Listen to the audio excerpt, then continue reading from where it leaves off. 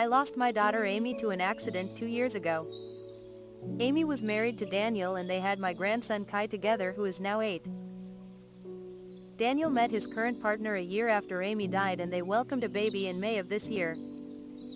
Ever since the birth of his daughter, Daniel's had an issue with us wanting time with just Kai. Daniel was upset when we didn't go to his and his partner's baby shower. He was upset we bought nothing for his baby. And he was even more upset when we didn't come to the hospital to meet his baby. We were taking care of Kai while Daniel's partner was giving birth and Kai wasn't even allowed per the rules of the hospital.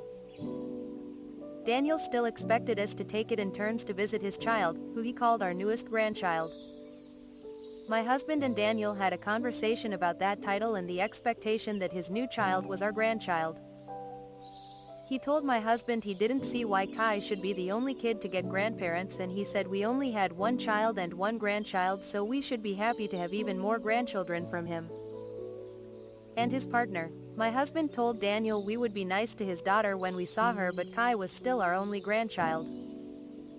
Daniel threatened to stop us seeing Kai afterward, and then he did some research and learned we would have a case for grandparents' visitation if he did this.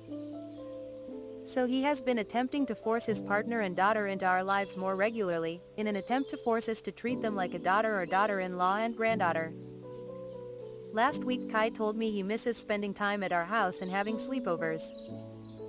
Even before Amy died we would have him overnights, etc. Now it's Daniel's whole family when we see Kai, and attempts to make us focus only on Daniel's daughter. I asked Daniel to consider a sleepover for Kai soon, and he asked me why I wasn't making the offer for his daughter. I told him Kai is my grandson and I care very much about maintaining a good relationship with him. Daniel asked me if I only wanted a relationship with Kai and not his daughter. I said yes. I told Daniel that he needs to understand that Kai is Amy's and she was our only child and we already lost her. He told me it wasn't fair, and he released a lot of frustration which I sat and listened to. Then he told me fine, I won, Kai wants to be with us without the rest of them anyway, so we win. He then told me he hoped I could live with myself when his daughter and any future children felt like shit because they weren't good enough in our eyes to be our grandchildren too. I felt he was unfair, but he made himself perfectly clear that he felt like we were awful people. He did bring Kai for a sleepover all weekend, which Kai loved. And he spent the day at our house yesterday too, but again Daniel let it be known he felt my husband and I were not good people. The following story. My parents divorced when I was just about turning 20. My mom learned of my father's long-lasting infidelity with a woman who was my father's colleague and pretended to be a friend of my mom's. I don't see an issue with them divorcing, I think they should have divorced much earlier. CZ, my dad is toxic.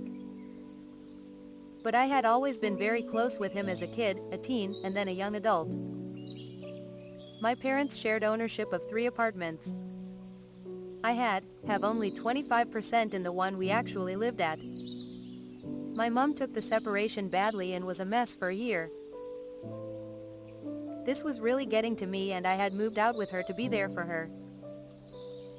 I'd talk to my dad often, and eventually started trying to convince him to get back together with her. My mom had gone batshit crazy. Would call me in the middle of the night when I was at dad's and threaten to do something stupid if I didn't give the phone to dad. My dad eventually told me to make mom give up her ownership rights and then he'll chill and we'll try to be a family again. I was a pretty naive kid and I did just that, because honestly I had had enough of both of them. But lo and behold, the moment my mom gave up the ownership he filed for divorce. He married his mistress like a couple of weeks after the divorce and had a new kid right away. He never told me he was getting married. He had the ceremony on his 50th birthday and basically told me he's not inviting me.